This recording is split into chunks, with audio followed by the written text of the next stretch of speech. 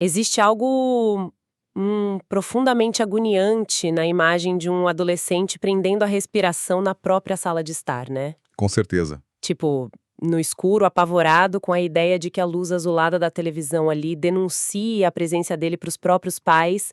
É um cenário que, olha, contraria toda a lógica de um lar. Sim, a casa deveria ser o lugar de pertencimento. Exatamente. A casa deveria ser o porto seguro. Mas, muitas vezes, aquela sensação meio esmagadora de deslocamento começa justamente ali, no sofá da sala. O perigo ali não é um predador, mas... O vazio, né?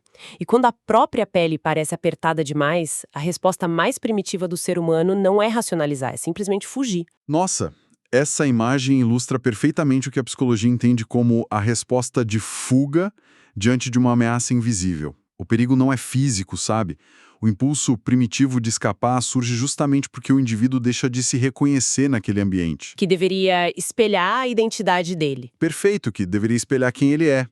E isso acaba empurrando a pessoa para fora da zona de conforto de uma maneira muito caótica, sem mapa, tipo, sem planejamento nenhum. Movida só por biologia. Exato, movida apenas por uma necessidade biológica de buscar algum tipo de atrito com a realidade. E é exatamente essa urgência, sabe, essa necessidade de provar que se existe fora daquele vácuo que une os dois personagens centrais do nosso mergulho profundo de hoje. Aham. Para quem tá chegando agora, a nossa missão aqui, super empolgante, é fazer a análise e o resumo detalhadíssimo do capítulo 2 de Estranho Amor. O famoso capítulo O Fundo do Poço. Isso, o fundo do poço.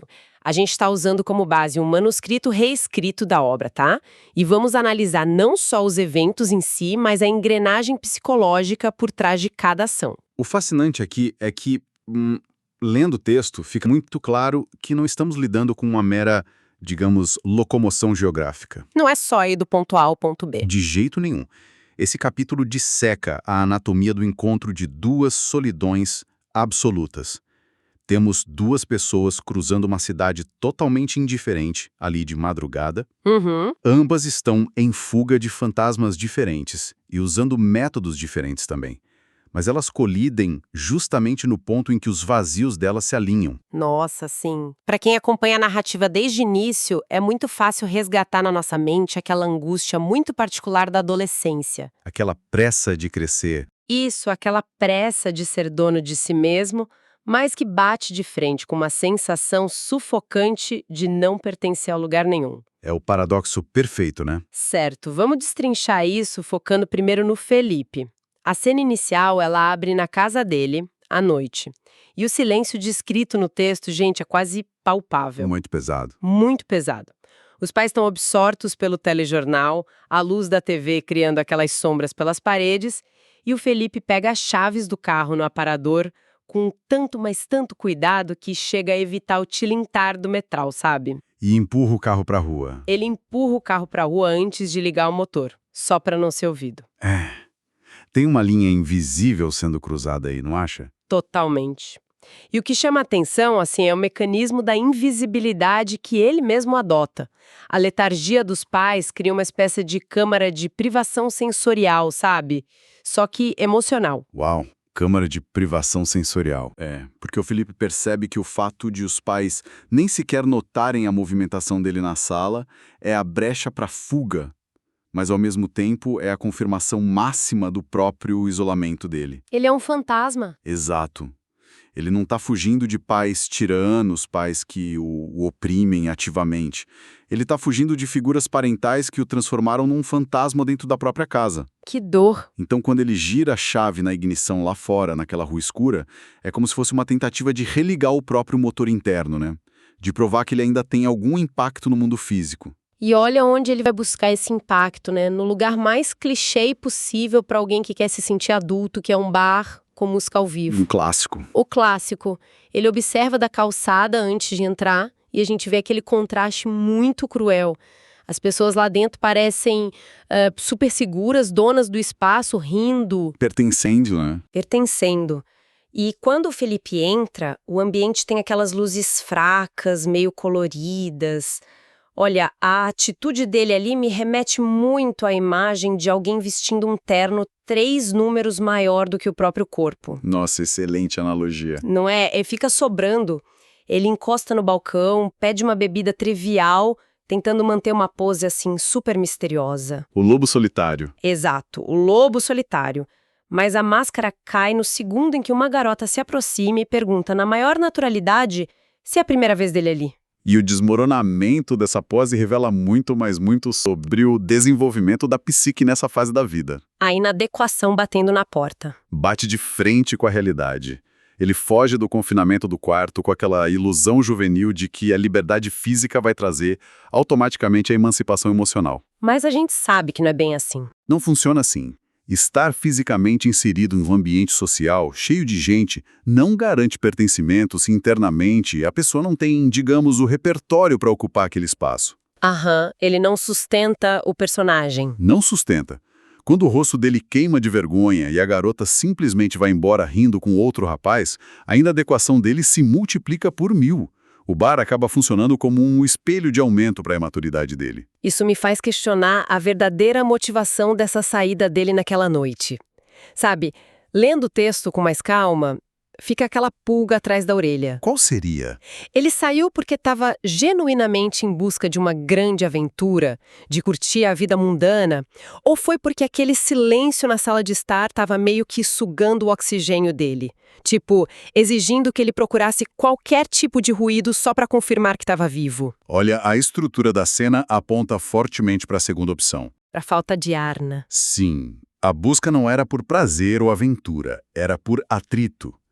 Quando um ambiente familiar carece totalmente de ressonância emocional, o nosso sistema nervoso entra em colapso por falta de estímulo. Ele precisava de uma reação. Ele precisava que algo ou qualquer pessoa reagisse a ele. O problema é que o bar só entregou rejeição, o que é um atrito negativo, mas ainda é atrito. E dói. Dói muito, o que explica a rapidez com que ele abandona a bebida e volta correndo para o ar frio. E é esse retorno precoce para o frio que engatilha o grande momento de ruptura do capítulo. A cena da rua. Isso. Enquanto ele caminha de volta para o carro, aquela letargia dele é quebrada por uma discussão do outro lado da rua. Ele reconhece a garota envolvida, que é a Sarah. A garota da bicicleta. A garota da bicicleta, exato. O rapaz que tá com ela, o Pedro, tá com a mochila dela nas mãos. E o tom da conversa ali não é só um desentendimento casual, sabe? Tem um peso diferente. Tem. Existe ali uma dinâmica muito clara de controle físico e psicológico. O Pedro tenta aprisionar ela na calçada, cobrando a presença dela. E o mais agoniante, lendo a descrição dessa cena, é a indiferença da cidade ao redor. Ninguém faz nada. Ninguém.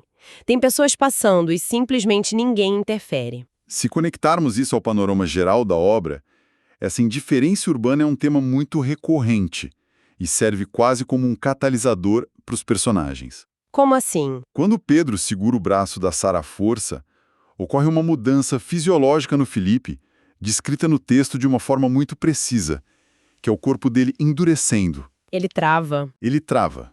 Se a gente analisar o mecanismo da resposta ao estresse humano, aquelas famosas reações de lutar, fugir ou paralisar, o Felipe passou a vida inteira operando na resposta de paralisia e fuga. É verdade, no bar mesmo ele estava paralisado de vergonha. Exato. Minutos antes ele estava paralisado. Mas, diante de um abuso físico ocorrendo em tempo real, na frente dele, essa inércia entra em curto-circuito. Ele decide atravessar a rua. Mas olha, a abordagem dele não tem nada a ver com aquelas coreografias calculadas de heróis de filme, sabe? Longe disso. É quase patético no início. Ele manda o Pedro soltar a garota, mas a voz dele quer falhar. O Pedro literalmente ri da cara dele. E quando o agressor avança de novo sobre a Sarah, o Felipe não dá um soco treinado. Ele nem sabe lutar. Pois é, ele não sabe, ele se joga no meio de forma totalmente destrambelhada e aplica um empurrão movido a puro desespero. O Pedro tropeça e cai pesado com as costas no chão. Foi um golpe de sorte, na verdade. Total. E, vendo essa dinâmica, acho difícil interpretar a atitude do Felipe como um ato de bravura clássica. Me parece muito mais um transbordamento, sabe? Ele não tinha um plano de salvação na cabeça, ele só precisava transferir a própria raiva e o próprio sentimento de impotência ali para fora do corpo. É uma leitura bastante acurada, eu diria. A ação dele não nasce da coragem heróica. Ela nasce do limite do esgotamento emocional. Da tampa da panela de pressão voando. Perfeito. A prova de que não houve um cálculo heróico é justamente a reação dele imediatamente após a queda do Pedro. Ele fica em choque. Ele entra em pânico. A quebra da própria mobilidade apavora o Felipe mais do que qualquer outra coisa ali. Ele se curva, começa a perguntar se o outro garoto tá bem. Ele entra em estado de choque mesmo. E quem assume o BO é a Sara. E ela, quem analisa o cenário, constata que o Pedro tá respirando e toma a liderança. Ela que ordena que eles fujam pro carro. O percurso de carro que se segue a isso é o retrato perfeito do pós-adrenalina. Aquele tremor, né? Sim, o Felipe demora horrores para conseguir ligar o motor porque as mãos dele tremem muito. Eles dirigem sem destino e precisam de um local neutro para meio que ancorar a sanidade, dar um respiro. O que os leva à lanchonete. Exato! Que os leva naturalmente a uma lanchonete de beira de estrada. E a ambientação desse lugar, assim, é descrita com uma crueza formidável. Sem glamour nenhum. Zero glamour, lâmpadas fluorescentes que cegam, mesinhas de fórmica, aquele cheiro de fritura misturado com café requentado. Nenhum conforto estético. O autor constrói ali, propositalmente, o que a gente chama na psicologia e na arquitetura de espaço liminar. Opa, peraí. Deixa eu interromper rapidamente. Claro, manda. É que esse é um termo que a gente ouve muito em análises mais acadêmicas, né? Mas, traduzindo para quem não tem familiaridade com o conceito, o que exatamente faz de uma lanchonete velha e super iluminada de madrugada um espaço liminar? Pergunta perfeita. Um espaço liminar é basicamente uma zona de transição. É o corredor entre dois cômodos, é a sala de espera de um aeroporto ou, no nosso caso aqui, uma lanchonete de estrada às 3 da manhã. Ninguém mora na lanchonete. Exatamente. São lugares por onde as pessoas apenas passam.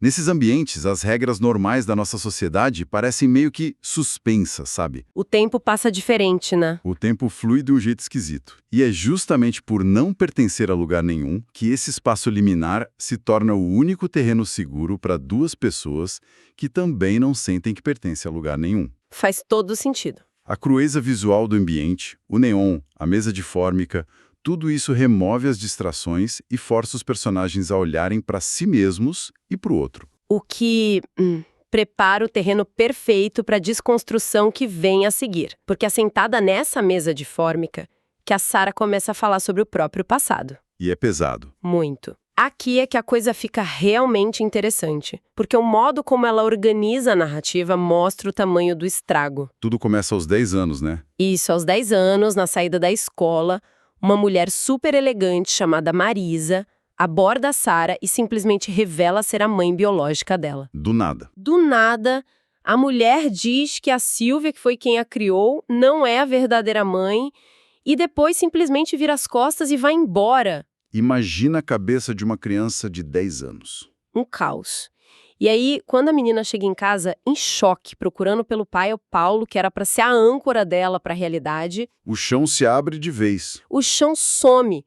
A Silvia avisa que o pai foi embora e entrega uma carta cheia de palavras afetivas que, sinceramente, não justificam em nada a covardia daquele abandono. O impacto simultâneo desses dois eventos na arquitetura mental de uma criança é brutal. É devastador. A mãe biológica aparece como um fantasma só para invalidar a própria identidade da garota.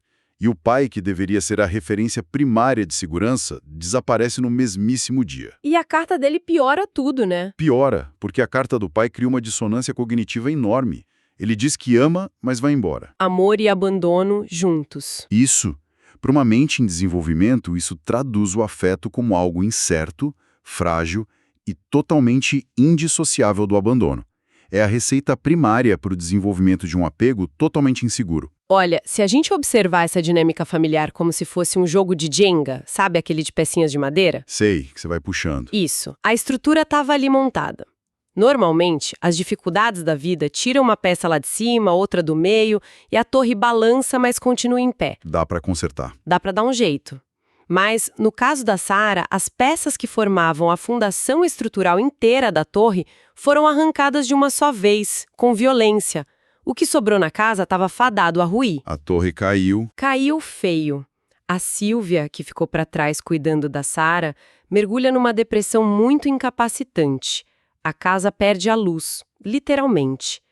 E uma criança de 10 anos passa a ter que cozinhar para si mesma no meio do luto da mulher que a criava. E se seguirmos nessa sua metáfora visual da torre desmoronando, a próxima fase do relato da Sarah ilustra perfeitamente como os escombros atraem dinâmicas ainda mais perigosas. Sim, atrai problemas piores. A Sylvia, ali no meio da própria dor e numa total negligência, passa a levar homens desconhecidos para casa à noite. O texto detalha muito bem isso. A narrativa foca no som de passos no corredor, sabe? Nas vozes pesadas no escuro. Assustador para uma criança. Muito. Até a fatídica noite em que ocorre uma briga na escada. A Sylvia cai, o estranho foge correndo, e a Sarah sai do quarto para acudir a mãe. E é aí que a Sylvia profere uma regra que redefine completamente a psique da garota. Aquela frase. Ela diz: quando houver gente em casa, você fica no seu quarto. Nossa, essa frase ecoa pelo resto do capítulo como uma sentença mesmo. Porque funciona como um confinamento emocional imposto pela própria figura de cuidado. A intenção da Sylvia poderia até ser proteger a garota de homens perigosos, mas o mecanismo escolhido foi o isolamento. Ela não explicou por quê. Não explicou. E uma criança interpreta o mundo de forma muito literal. Não receber colo, não receber explicação sobre o perigo e receber apenas uma ordem de reclusão, isso ensinou a Sarah que um ambiente familiar era uma zona de guerra. E que se esconder era a única saída. Exato. O silêncio e a invisibilidade viraram as únicas armas disponíveis. O esconderijo deixou de ser só um espaço físico e passou a ser um modelo operacional de vida dela dali em diante. E como a natureza odeia o vácuo, esse buraco absurdo de afeto e presença acaba atraindo o Osmar. O novo namorado. Isso. A Sylvia tenta meio que reconstruir a fachada de normalidade quando ele aparece. Mas o texto detalha a chegada dele não como uma salvação, mas como uma invasão super desconfortável. Falsa proteção, né? Total. Ele traz doces, tenta comprar a simpatia da Sarah, mas o olhar dele pesa no ambiente. Ele faz perguntas excessivas e ocupa um espaço que faz a casa inteira parecer um campo minado para a menina. A psicologia explica esse tipo de figura como o invasor de fronteiras disfarçado de salvador. Como sim? O Osmar percebe a fragilidade enorme do ecossistema daquela casa e meio que exige gratidão pela estabilidade financeira ou estrutural que ele supostamente traz. Ele cobra a conta. Cobra. E para sobreviver a essa ameaça silenciosa, a mente da Sarah desenvolve um mecanismo de defesa muito engenhoso. Ela passa a usar a memória do pai ausente, do Paulo, como um escudo invisível. Aquele pai que sumiu. Aquele mesmo. Ela fala o tempo todo pro Osmar que o pai é protetor, que o pai não deixaria ninguém destratar ela. É quase como a figura de um amigo imaginário, né? Só que construída a partir da romantização de um fantasma. Exatamente. Ela precisa acreditar num pai que seja violento e protetor para tentar intimidar Osmar, ou, na pior das hipóteses, só para tentar convencer a si mesma de que não está inteiramente à deriva. E a tragédia dessa ilusão ganha sua forma final no dia em que esse fantasma realmente bate na porta. O retorno do Paulo. O Paulo reaparece com um envelope na mão, e a Sarah, escutando tudo lá do topo da escada, ouve a voz do pai chamando o nome dela. Aquilo quase derruba anos de barreiras defensivas. Ela quase cede. Quase. Mas a Sylvia se coloca fisicamente na porta e o impede de entrar. O embate ali na porta é crucial para entender a alienação definitiva da Sarah. Eles discutem ressentimentos antigos e aquela oportunidade de resgate é sufocada ali mesmo. Mas olha, analisando as falas e as reações dessa cena, a motivação da Sylvia me parece muito ambígua. De que forma? A interpretação mais superficial é de que ela barrou o ex-marido por pura mágoa, sabe? Um senso de vingança por ter sido abandonada para cuidar da criança sozinha. A leitura comum. Mas destrinchando o comportamento dela até aquele ponto, será que não havia ali um instinto de sobrevivência egoísta pesando muito mais? Tipo o quê? Do tipo, se esse homem cruzar a porta e expor a verdade ou criar algum caos, a estruturazinha de papel machê que eu montei com Osmar desaba e eu volto pro escuro da depressão. Faz sentido? Nossa, faz todo o sentido. Esse questionamento eleva muito a nossa compreensão da obra.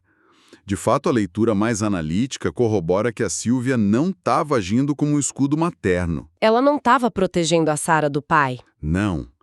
Ela não estava protegendo a garota da instabilidade do pai biológico. A motivação primária dela ali era a autopreservação egoísta de uma mulher extremamente fragilizada. Ela preferiu a falsa segurança. Ela preferiu sacrificar a possibilidade de reconciliação da garota a arriscar o arranjo precário que a mantinha longe do próprio colapso mental. E o saldo disso para Sarah é terrível, né? É definitivo. Os adultos deixam de ser humanos falhos, como a gente costuma ver nossos pais crescendo, e se consolidam como entidades imprevisíveis e perigosas. Uma ameaça constante. A garota percebe que as agendas dos adultos sempre vão atropelar as necessidades dela.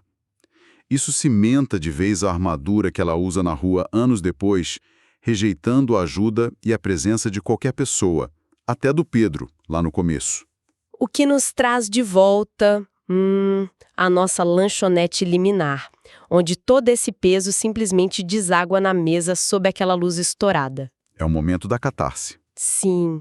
Após confessar toda essa trajetória absurda, a Sarah fica ali em silêncio, amassando o guardanapo de papel com muita tensão. O Felipe, percebendo a exaustão dela, oferece uma saída. Ele dá um passo atrás. Ele diz que ela não precisa continuar se for muito difícil.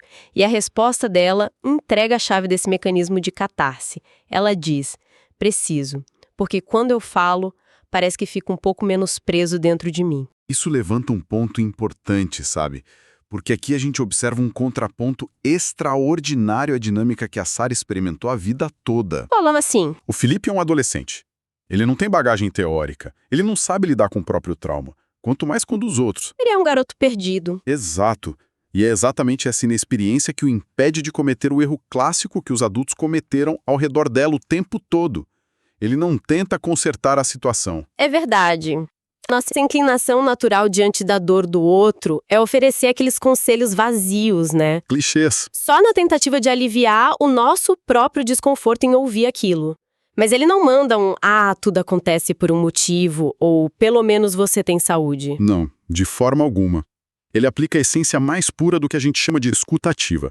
Ele silencia e oferece uma total ausência de julgamento. Ele valida a dor dela. O simples ato de olhar para ela como um ser humano inteiro, sabe? E não como um amontoado de problemas familiares precisando de uma intervenção corretiva. Isso valida a existência daquela garota pela primeira vez em anos. Uau! O que resulta na percepção central de todo o manuscrito, né? O isolamento começa a rachar não quando a gente resolve os problemas, mas quando o fardo ganha uma testemunha ocular. Uma testemunha silenciosa. Sim, a vulnerabilidade que eles compartilharam ali, sem cobrar nada em troca, atua como um regulador do sistema nervoso para os dois. E isso nos leva à conclusão brilhante que acontece no fim do capítulo, escancarando a diferença das trajetórias, mas a semelhança do destino. Aquele sorriso da Sarah. Isso. A Sarah olha para o Felipe com um esboço de sorriso e reflete sobre a ironia daquela madrugada toda.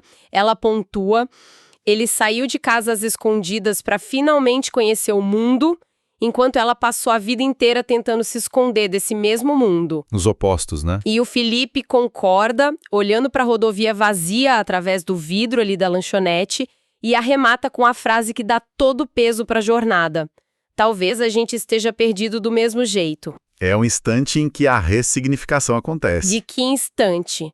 Porque pela primeira vez na vida dos dois, o silêncio entre duas pessoas não carrega o peso de uma ameaça iminente. Não é aquele silêncio da sala escura. Não é indiferença na sala com a TV ligada e também não é aquela regra de confinamento imposta no quarto da Sarah. Ali, finalmente, o silêncio se torna abrigo. Uma constatação linda que amarra perfeitamente os temas da fuga e do pertencimento. E o contraste com o mundo exterior continua sendo muito marcante no texto. A cidade lá fora, né? O autor faz questão de lembrar que, lá fora, a cidade prossegue na sua rotação inabalável. Os conflitos não sumiram. O Pedro caído no asfalto, o sumiço do carro da garagem do Felipe que os pais vão perceber, a rotina esmagadora na casa da Sylvia. Os problemas continuam lá. O mundo real não alterou as suas leis físicas ou sociais para eles. A única mudança verdadeira, mas que no fim das contas altera tudo, é que eles deixaram de ser entidades invisíveis em fuga. A presença sustentada e genuína um do outro interrompeu o ciclo da solidão. Olha, se a gente puxar a lente agora para extrair a grande reflexão das fontes analisadas, toda a estrutura do texto sugere que fugir do próprio vazio, tentar preencher esse buraco com atitudes impulsivas ou construindo aqueles muros mentais inquebráveis, é um esforço que consome a alma. E que falha invariavelmente. Falha sempre. A saída, paradoxalmente, parece ser parar de correr, né? E ter a coragem absurda de mostrar as próprias cicatrizes para alguém. O conhecimento que a gente extrai dessa arquitetura narrativa reafirma que as conexões humanas reais não se formam na superfície daqueles comportamentos moldados na pose do bar. Nas máscaras. Elas se solidificam nas fraturas. O fato de nenhum dos personagens ter tentado projetar uma imagem de força, ou de sucesso, ou de eu dou conta de tudo na lanchonete, foi exatamente o que permitiu que um visse a humanidade do outro. A fragilidade uniu os dois. A validação ocorreu justamente através da admissão dessa derrota compartilhada. O que nos leva à analogia de encerramento do capítulo, que é de uma potência ímpar, A do poço. a do poço. O autor escreve que, muitas vezes, bater no fundo do poço não representa necessariamente o fim da linha, sabe?